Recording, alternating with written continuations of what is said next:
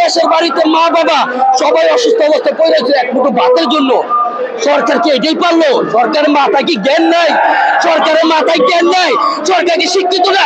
খালি রিক্সাওয়ালার বরক্ষ আর রিক্সাওয়ালা কত বরক্ষ বেটা, তুই বেটা বরক্ষ পেটের মধ্যে হঠাৎ করে রাত্রি পালি একজনের মা বাবার দিকে তাকা। সবাই মা বাবা গ্রাম অঞ্চলে থাকে, সবাই মা বাবার মুখে একটু ডাল ভাত খাওয়ার মতো রিক্সাওয়ালা করে একটু ডাল ভাত খাওয়ার ব্যবস্থা করে দেন, আমরা কিছু চাই না। আর একটা কথা, ছাত্র ভাইয়েরা যারা আছে, মামারা যারা আছে, তাদের পিছনে কিন্তু আমরা লড়ছি, লড়ি নাই তা না, তাদের পিছনে লড়ি না, আমরা বহু কিছু করছি। তারাও কিন্তু আমাদের পেটে লাথি মারতেছে, জায়গা জায়গা থেকে আমাদের ব্যাপারী তুলে নিতেছে, ব্যাটারি দেয় না, আমাদের কিছু কিছু মারতে বলেন।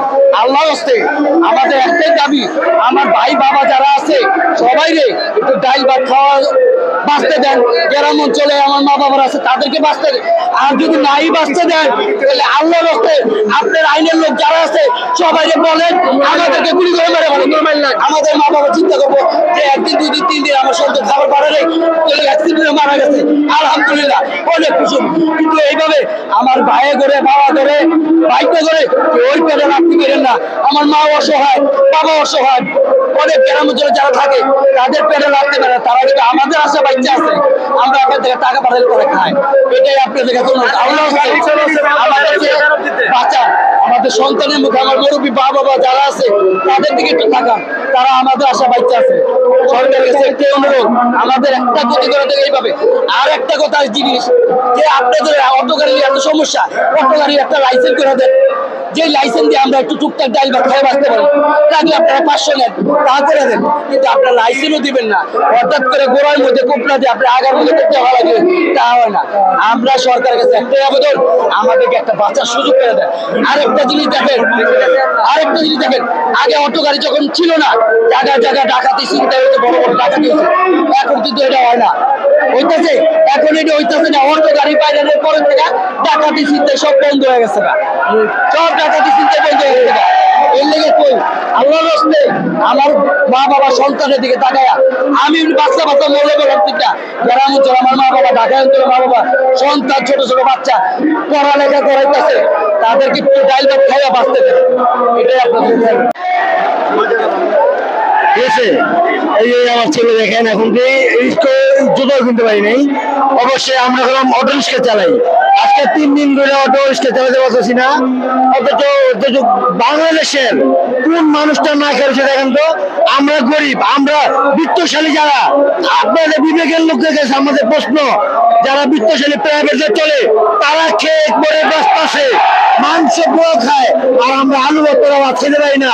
70 টাকা কেজি আলু আমাদের কিনতে হয়, চাউলের তো বেশি দাম আলু। এখন আমরা এখন কি খাবো? আপনারা মনে করেন আমরা অটো রিক্সা চালাইয়া 500 টাকা জমা দিয়া আমরা ঘরে 400 টাকা নিতে পারি না। বাজারে গেলে 1 কেজি আলু 1 কেজি চাল কিনলে বাজারে আর কিছু কেনার টাকা থাকে না। আমাদের সন্তান আমরা খাই কি?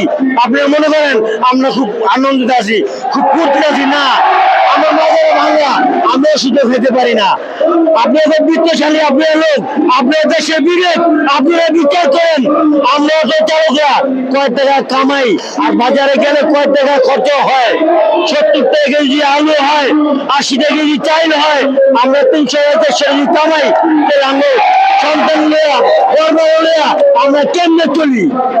আমরা কিস্তি চলি, হয়তো চায় চলি। আপনারা বিত্তশালীরা চান না কলমের খুঁজে টাকা নিয়ে খান, আমরা তা পারি না। আমরা আসলে যদি আপনি অটো বন্ধ করে দেন, যদি নির্দেশনা না দেন, আমরা আগামীকাল থেকে কলমের চাপে দিলে রাস্তায়।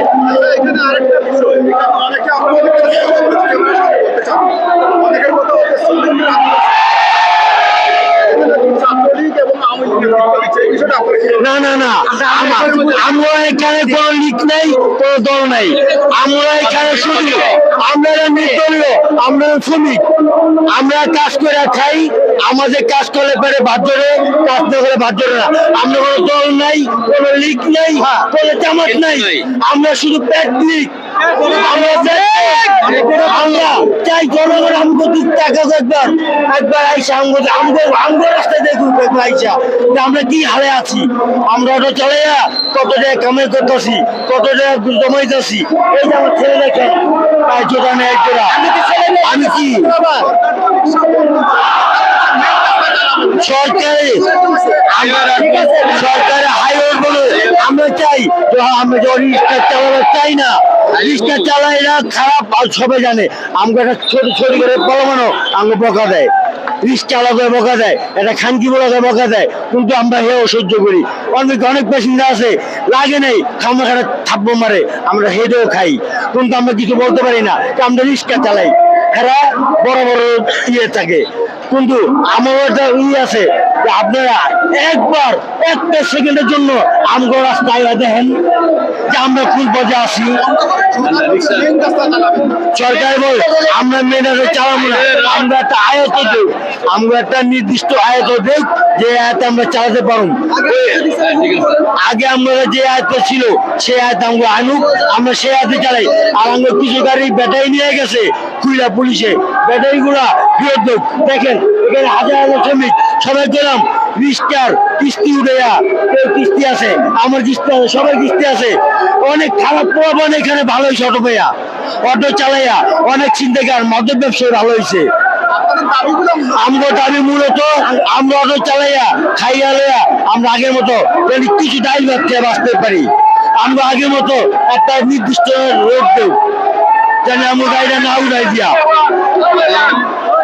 আমরা হাইরোডে আমাদের দাবি হচ্ছে